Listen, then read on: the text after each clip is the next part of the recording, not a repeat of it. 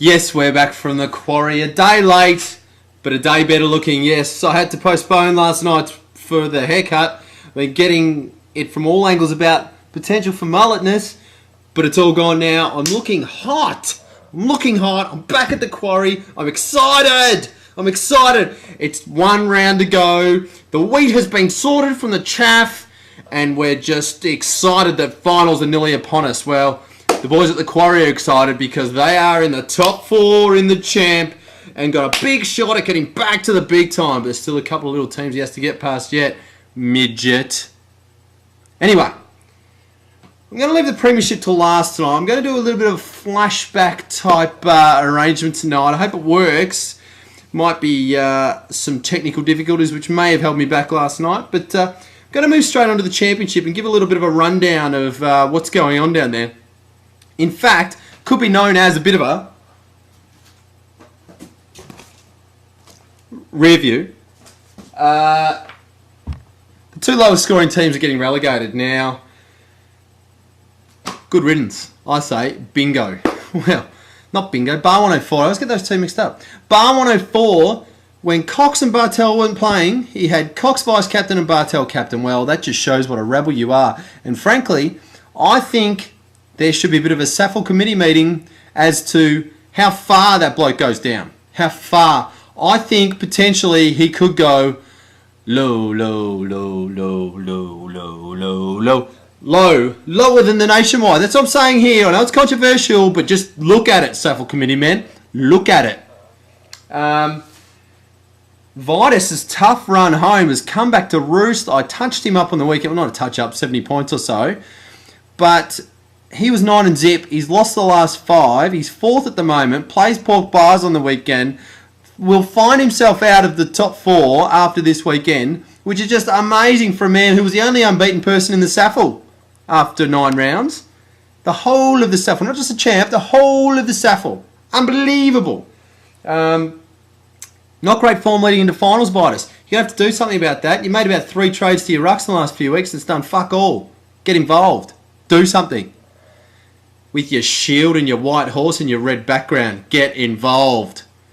On the nationwide, the 8 is set.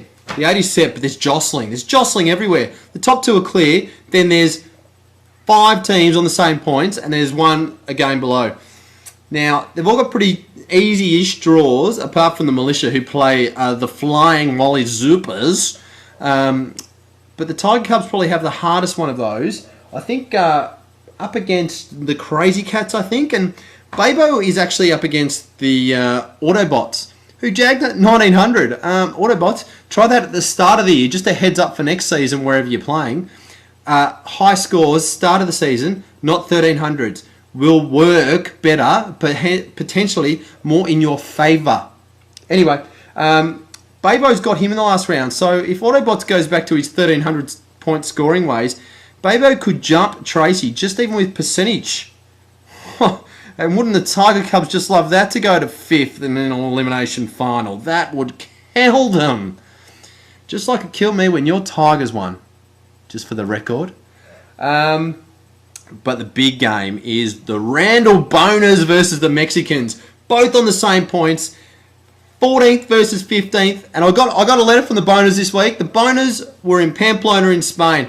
And they lost last weekend, but they thought, what can I do to arrest the slump? So the Boners actually just hopped across the border, just ran up little Mont Ventoux, and just said to Mr. Alberto Contador, whatever you've got, can the Boners borrow some? So I've been assured that he is just up to his eyeballs in it.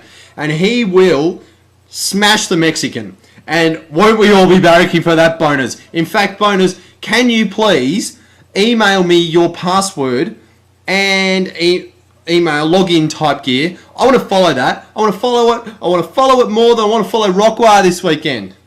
I really want the Mexican Eddie Burst to go down. But anyway, we'll move on to the premiership. And look, I'd just like you all, just to, refresh the memory. Do you all remember this moment in SAFL history this season? Clive. I really feel sorry for you, my friend, because it may well have been me that put the Cameo Kings up to what happened last week, and you lost by 7 points or 6 points, and I really do feel a little bit responsible. I feel responsible for what happened. So Clive, I'm sorry. Just marginally, but I am sorry. And I really hope you can pull yourself together. But I think, Clive, I can see some light at the end of the tunnel. Yes, I think I can. Because Boggy's Heros and Doggy's Dream are such a rebel at the moment that there is still room for your Presty team. There is still room in the Premiership for your team, Clive. And now let's cross live to the Bronx for an update on Clive's well-being.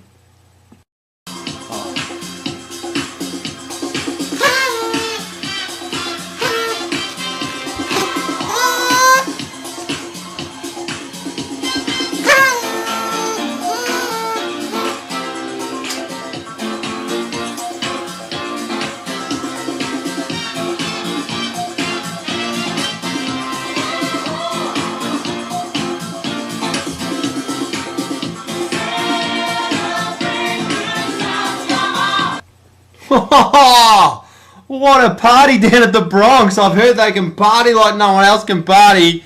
And by the looks of it, that'll be going for a long time into the evening. Wowee.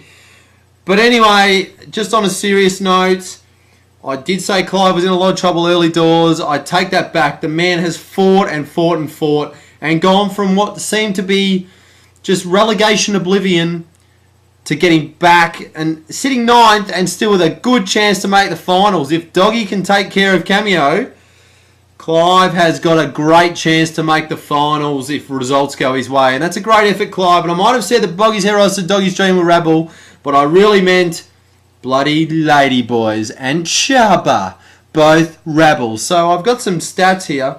Actually, I heard a bit of goss. SS the other week rings his cousin, who's a massive Tigers fan, says, what's the go with Andrew Rains? Why the fuck have you still got Andrew Rains? But anyway, didn't like the response, traded him out. Actually double traded against Doggy for about a 200-point loss. Good DTing, SS. I think the wheels have fallen off down at the Reichstag. I think they've fallen off, and frankly, I don't think you'll... Straight sets. And I've given him a bit of shit for the rest of the year, but I think Doggy's Dream is in a good spot. Good team, plenty of cash, plenty of trades, which will be important this time of the year. But anyway, SS on the way down. Bingo and Mullo with the two highest scores ever in the last couple of weeks, or last week. Bingo versus Cameo, highest scoring game ever. Cameo got thumped by 300 points. Wowee. Hammer Time's never won a final round game. Now, he plays Boggy's Heros, who's never lost a final round game. Now, this puts them both in an interesting predicament because one loses, they're probably out. And I can just feel it's not going to be Boggy, but you might hear a bit about that tomorrow night. There's a bit of a press conference called, I believe. Win and you're in. No side has ever been relegated if they won in the last round. Now, both Chubba and Ladyboys can stay up if Ladyboys win, Chubba wins by 170, Hearts and Handbags lose, and Wandana loses by 350. So put those in your little calculator and sort them out for the weekend. But thanks for joining me again on Rockwell's Rant. Once again, apologies it's a day late. Hopefully it all come through and there's not too much delay on sound and all that sort of business. You might see a bit of a press conference with the Boogeyman, the Boggy Man, coming up tomorrow night. Hopefully he actually does it, pulls his finger out and does something, and maybe doesn't drink 4 bottles of red before he does it with La Hammer. But anyway, thanks for joining. Good luck in the last round. If you're relegated, suck shit, and I'll see you next week for the finals preview.